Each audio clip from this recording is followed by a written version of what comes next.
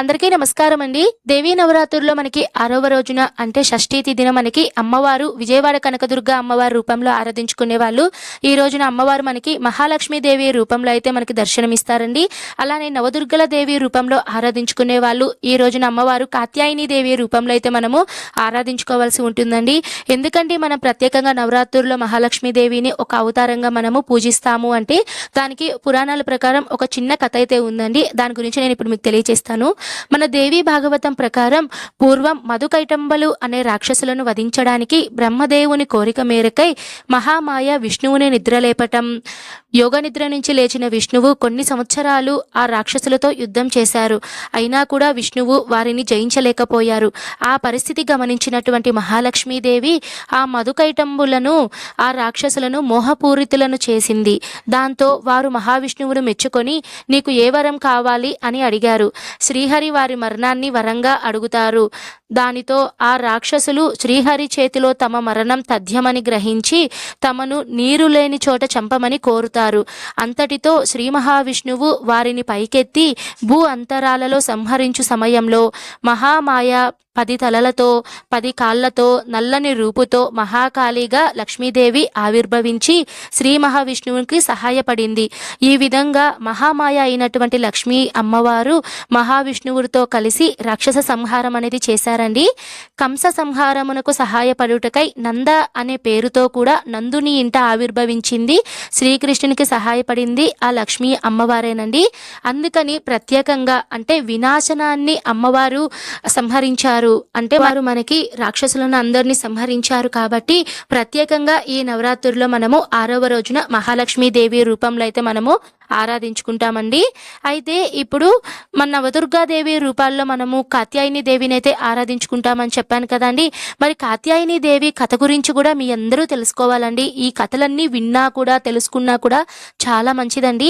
నవరాత్రుల్లో 6వ రోజు అమ్మవారిని మనము కాత్యాయని దేవిగా అయితే పూజిస్తామండి. పూర్వం కాత్యాయన అనే మహర్షి ఉండేవారు. ఆ మహర్షి ఆదిపరాశక్తి కోసం తీవ్రమైనటువంటి తపస్సు చేశాడు.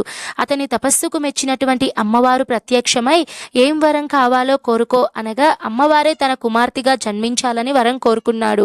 మరొక పక్క మహిషాసురుడు అనే రాక్షసుడు బ్రహ్మదేవుని ఘోర తపస్సు చేసి మృత్యువు లేకుండా వరం కోరుకుంటాడు. బ్రహ్మదేవుడు మృత్యువు లేకుండా వరం ఇవ్వడం కుదరదు, ఇంకేమైనా వరం కోరుకోమంటాడు. అందుకు మహిషాసురుడు కేవలం స్త్రీ చేతుల్లో మాత్రమే మరణం పొందేలా వరం పొందుతాడు. స్త్రీలు బలహీనులుగా కేవలం బానిసలుగా చూసే మహిషాసురుడు ఇక తనకు మరణం లేదని వరగర్వముతో సమస్త లోకాలను పీడిస్తూ ఉంటాడు. మహిషాసురుని ఆగడాలు భరించలేక సమస్త దేవతలు కలిసి త్రిమూర్తులను శరణు వేడుతారు. ఎవరండి ఈ మహిషాసురుడు అంటే ఒకానొకప్పుడు రంభసురుడు అనే రాక్షసుడు ఉండేవారు. ఒకసారి మహిషిని చూసి మోహించి వివాహమాడుతారు.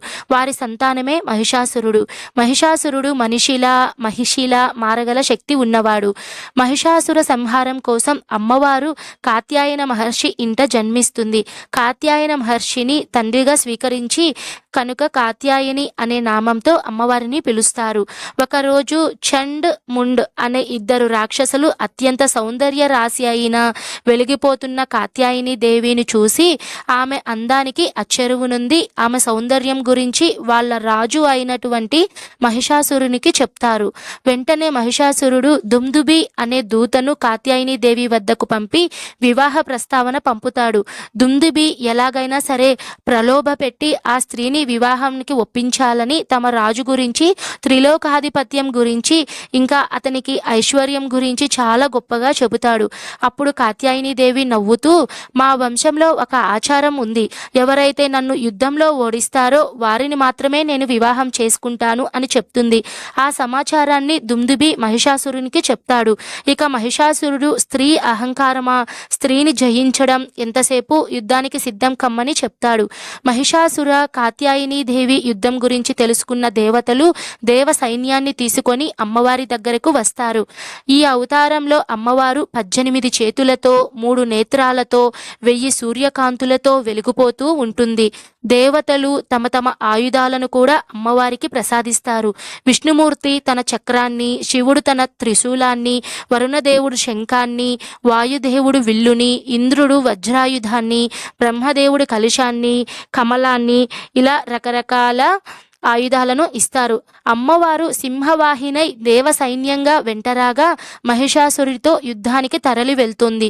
మొదట దుందుబి తర్వాత చండ్ ముండ్ శుంభ నిశుంభులను వధించగా ఇక మహిషాసురుడే యుద్ధానికి వస్తాడు.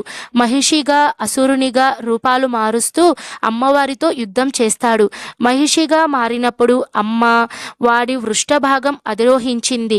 త్రిశూలంతో పొడిచి కత్తితో తల నరికేవేస్తుంది. మహిషాసురుని వధించింది కనుక అమ్మవారిని మహిషాసురమర్దిని అనే నామంతో కూడా పూజిస్తారండి. చాలా ప్రాంతాలలో అమ్మవారి విజయానికి ప్రతీకగా దుర్గా పూజ అనేది చేస్తారండి.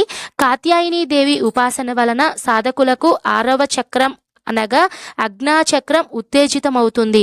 అజ్ఞాచక్రం ఉత్తేజితం అవ్వడం వలన సాధకులలో నిక్షిప్తం అయి ఉన్నటువంటి జ్ఞానం ప్రకాశిస్తుంది. ద్వాపర యుగంలో గోకులంలోని భర్తగా పొందడం కోసం కాత్యాయని దేవి వ్రతం చేస్తారు.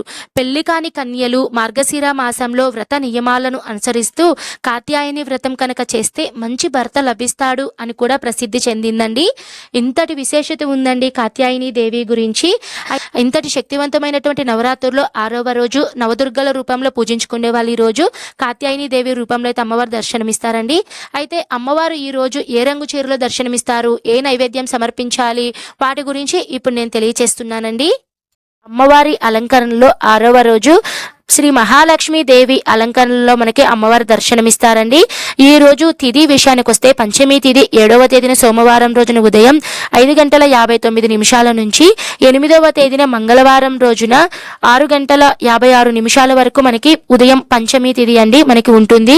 ఈ రోజు మనకి పంచమి తిథి అండి. చెప్పాను కదండి, 5వ రోజు పంచమి తిథి, 6వ రోజు పంచమి తిథి అండి.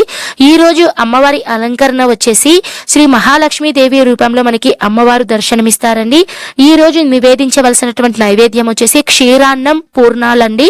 ఈ రోజు పుష్పాలు వచ్చేసి తెల్లని కలవలతో అమ్మవారికి అర్చిస్తే చాలా మంచిది. తర్వాత ఈ రోజు అమ్మవారు ధరింపచేసేటువంటి చీర రంగు గులాబీ రంగు. ఈ రోజు నిషిద్ధములు ఉల్లిపాయ. ఈ రోజు పూజ చేస్తే కలిగేటువంటి ఫలితం ఐశ్వర్య ప్రాప్తి.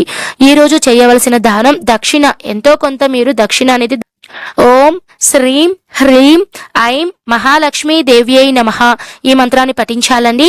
లేదు అంటే ఓం శ్రీ మహాలక్ష్మీ దేవ్యై నమః ఈ మంత్రాన్ని మీరు పఠించినా కూడా సరిపోతుందండి. కదండి, నేను మరొక మంచి వీడియోతో అయితే మీ ముందైతే ఉంటానండి. సర్వే జన సుఖినో భవంతు. స్వస్తి.